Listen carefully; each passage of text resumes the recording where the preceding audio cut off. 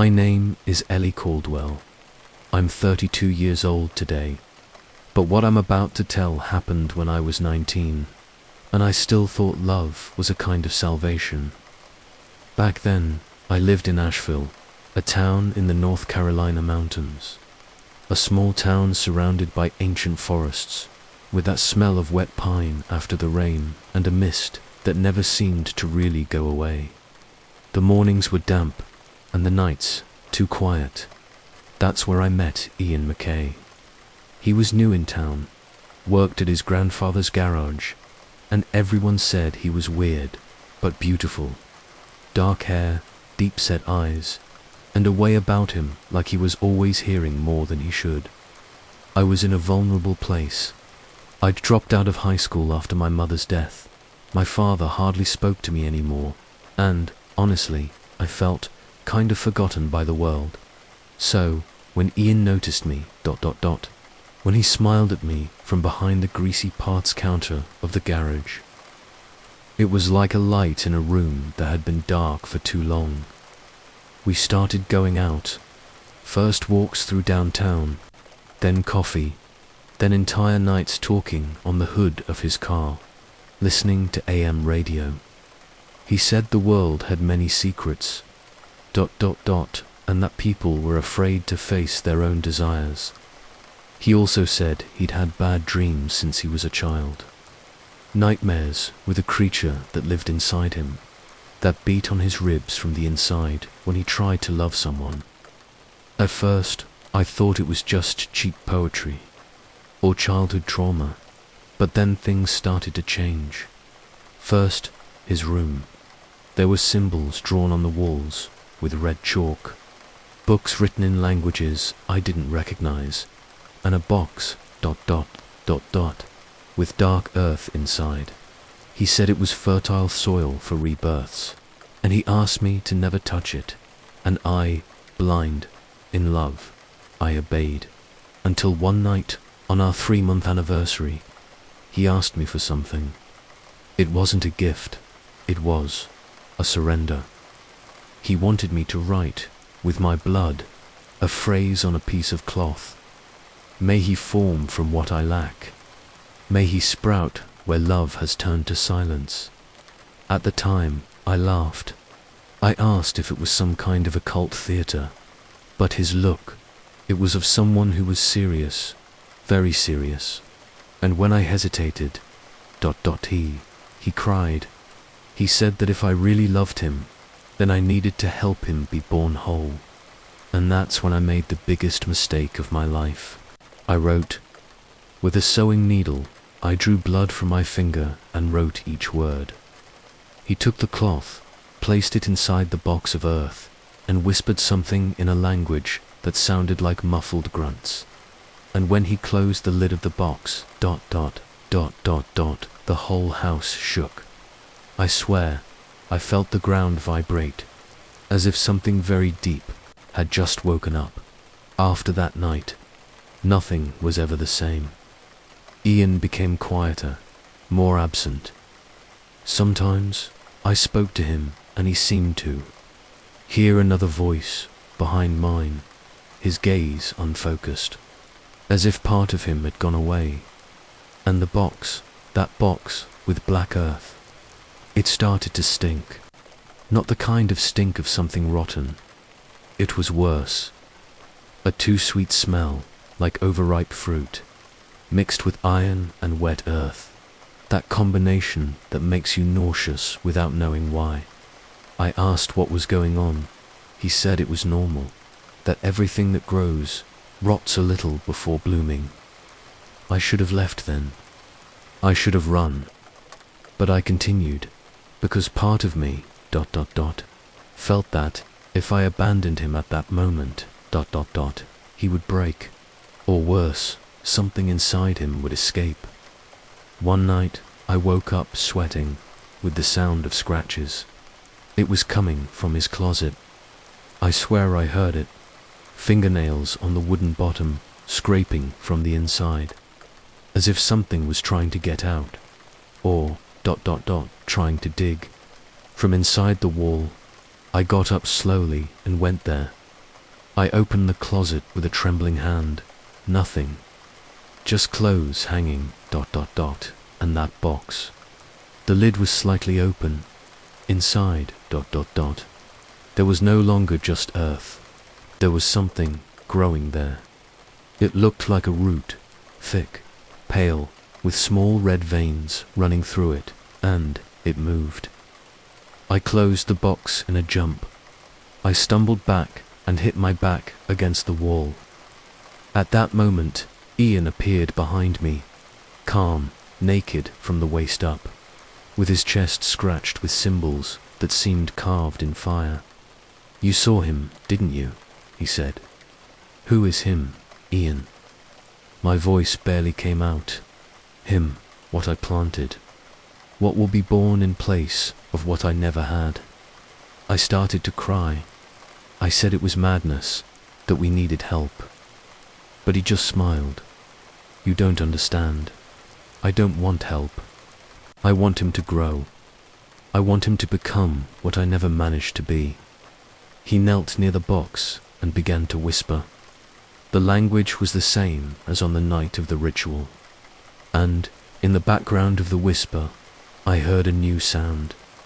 Beats like a heart, but not his. There were two beats, one stronger and another on the opposite side of the room. When I turned to look, I saw the wall sweating, literally, droplets running down as if the house had a fever. And then came the whisper. But not from Ian. It came from the corner of the room, where the light didn't reach. "Ellie, you are fertile too. You saw, now you carry." The whole room seemed to breathe together. The box trembled. Ian trembled. And inside me, ... Something tightened. A thin pain, like a seed piercing the womb. I ran away. I don't remember how I went down the stairs, nor how I went back to my aunt's house, where I lived. I only remember that night I slept with the light on, and when I woke up, my belly was scratched, as if someone had scratched a word with a fingernail. Bloom. After that night, I started to bleed. But it wasn't menstruation. It was something more. ... Dark, dense, and it came with pieces, as if my body was expelling something. I went to the emergency room of the Asheville hospital, hidden. I did an ultrasound. Blood test. The doctor looked at me with a strange expression, of that type that tries to smile so as not to seem horrified. "Your uterus is ... inflamed. But what worries me most is that it's larger than it should be." "Larger? How so?" she sighed. "It looks like a gestational body, but ... there's no embryo. Just tissue, and a type of cyst that pulsates, as if it had ... its own irrigation." At that moment, I understood. It wasn't pregnancy. It was something else. When I arrived home that night, my bed was turned upside down, and on the pillow, a bouquet of red flowers. But they weren't common.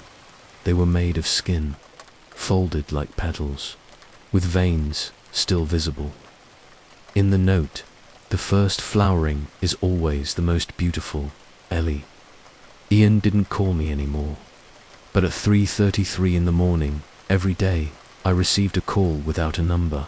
When I answered ... I only heard a muffled sound, as if it was someone breathing behind a clay wall. And a childish voice said softly, "Mummy ... I'm almost ready."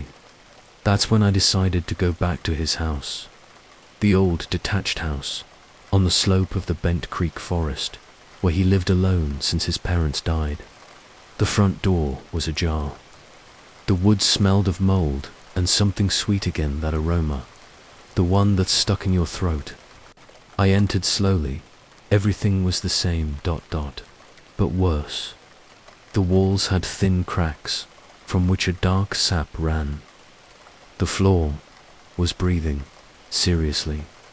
It rose and fell like an anxious chest. And then I heard Ian upstairs. crying. I climbed the stairs with my heart in my mouth. Each step groaned as if it hated my weight. I arrived in his room. He was kneeling, surrounded by mirrors turned to the wall, and in the middle, the box, open but empty. He left, Ellie, ... double quotes. He said, with sunken eyes. I couldn't hold him. He needed space. He needed ... More soil. What is he, Ian? What did you invoke? He laughed, a laugh without joy. He is the answer. What is born of rejection, from the hunger for love, from desire planted with anger. He needs someone to keep growing. And then, he looked straight into my eyes. You, at that moment, something moved behind me, fast, but big. I turned around and saw it for only a second. A small shadow of a child, but with very long legs, and eyes, ... red, blinking as if they were wet on the inside. He entered the mirror. Yes, in the mirror, as if crossing a portal, and left something behind, a drawing, scrawled with dried blood on the wall. It was me, with a huge belly, and inside it ... a branch growing. In the corner of the image, written in crooked letters, Mother, the first greenhouse. I fled, but, upon arriving home, I found the TV on. An old video was playing. A video of me, from my 14th birthday. But there was something wrong. Because in the background window, behind me, there was a figure standing, with red eyes, and a bouquet of skin flowers in his hand, as if he had always chosen me, long before Ian, long before the ritual. That night, I vomited earth, black earth, with small roots mixed in, and when I washed my face in the bathroom, ... written on the mirror in steam, I'm already in you, Ellie. Now just let it bloom. I needed to find the woman, the one Ian called the guardian of the soil, the one he met in esoteric forums and who, according to him, lived hidden in the mountains near Silver in North Carolina. Her name was Margot Wells, a former doula, midwife, and herbalist, who was accused, in the 90s, of involvement in cults. No one could prove anything. She disappeared from the map, but not forever. Thanks to an old profile on Facebook, I saw a single photo of her more recently, posted by a local apothecary. In the caption, it only said, "The wise one still plants." I drove alone there. 3 hours of road, plus 30 minutes climbing a dirt trail. The smell of the forest there was different, strong, sweet, as if the scrubland was fermenting. When I arrived at the cabin, I saw that it was older than I imagined, made of dark boards, covered in moss.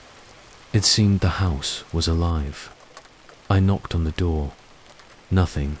I went to knock again, but the door opened by itself. Again, Margot was waiting for me, standing, wrapped in a dark red shawl. Her eyes were of such a light blue that they seemed painted, but they had no shine. "You took your time," that's all she said. I was trembling. I showed Ian's mirror, still with my dried blood on the edge. I told her about the nightmares, the bleeding, the flowers made of flesh, and, mainly, about the boy with red eyes. She just listened. When I finished, she turned her face to the window and murmured, "You are pregnant with him, not physically, but spiritually. He needs someone to incarnate, and the soil of your soul is fertile, because you suffered, because you desired, even without knowing it. The desired one, when rejected, becomes the devourer." She turned to me with tears in her eyes. "Ian didn't plant the first seed. You planted it long before, when you wanted someone to want you. He just harvested, and now, he, the boy, wants to be born." She took me to the back of the cabin. There was a strange garden. Plants I had never seen. Some seemed to have skin, others eyes. Some breathed. In the center of the garden, a stone mirror sunk into the ground, and next to it, an iron stake with carved symbols. Margot handed me the stake. If he tries to get out through you, drive this into the ground, because if he passes, he will enter the world. Before leaving, she told me something that I haven't forgotten to this day. He is born from desire, but he grows on guilt, and he feeds on those who still want to be loved. I went back to Asheville. The city was strange. People talking to themselves. Dead birds falling from the sky. The cell phone signal was getting worse and worse. And that night I knew that the time had come, because at 3:33 the lights in the house went out. The bathroom mirror cracked, and from the crack, blood ran. Blood with hair, and a whisper came from the bottom of the sink. Mummy, I'm ready. The iron stake was under my bed. I slept with it there, as if it were my last match before the blackout. But that early morning, there was no more time to prepare. At 3:33, the whole house woke up with me. Yes, the wood of the walls cracked as if it was stretching. The outlets hissed. The plants in the living room vase turned to my all, turned to me as if they knew, and in the hallway mirror, there he was. The boy, or what remained of the idea of a boy. Now he was taller, the red eyes deeper, the mouth bigger, as if it were growing from the inside out. In a hurry, he doesn't move. He doesn't speak. He just looks at me, as if I were the reflection, not him. I run to the basement. Margot had said that he would try to get out through me. But what if I didn't want to let him? I grabbed the stake. I locked myself in the basement. I make the circle with the salt and with the hairs that I found in the sink in the previous days. I sit in the center, and I wait. The pain starts minutes later, but it's not physical, it's memory. I feel all the times I was rejected, all the messages that were never answered, all the I love you that died in the air. And the house breathes, the floor pulses, and here he comes, coming out of the wall, like water coming out of a crack. But it's flesh, an amalgam of skin, infant bones, and black flowers that open where there should be eyes. And he speaks, finally, but with my voice. Mommy, let me in. I've been in you for a long time. You created me, remember? I try to hold the stake, but my hand burns when I touch it. He laughs, and he approaches. You asked me without asking. Your desire was the womb, your silence, the cord, your neediness, my blood. I scream. I drive the stake into the basement floor with force. The sound that comes out is that of many choirs screaming together, as if several voices were torn from inside a cavern. The boy hesitates, starts to crack. Literally, from his forehead opens a fissure, and from within, more flowers, more eyes. But something changes. He can't cross the circle. The stake is holding. He beats against the invisible barrier like a desperate bird in a closed window. Mummy, you called me. You can't abort me after loving me. And then I understood. He wasn't just any spirit. He was the manifestation of sick affection, of the emotional hunger that went too long without being properly fed. He was my reflection, corrupted. The stake starts to melt. The protection will end. Then I speak. Yes, I speak. Calmly, you are not my son. You are my pain disguised as a miracle, and I don't want you anymore. At that moment, everything silences. The boy stares at me. For a second, he seems disappointed. His mouth closes. The body dissolves, crumbling into red dust. Dust with the smell of dried blood and dead flowers. The house sighs. Yes, it sighs. The light returns, and the basement mirror cracks by itself 3 times. Then it falls. The next morning, I drive back to Silver, but Margot's house is empty. I only find her shawl hanging on the branch of a tree. On the floor, a single word written with salt. Harvest. Today. It's been exactly 9 months since that night. I didn't get pregnant. I didn't get sick. But I can't fall in love anymore, nor feel that butterfly in my stomach. It's as if, to expel him from me, I had killed the soil too. And maybe that's the price. But sometimes, when I walk around the house at night, I still find small footprints on the kitchen floor. Wet footprints. And the smell, the same as always. Earth, iron, and overripe fruit.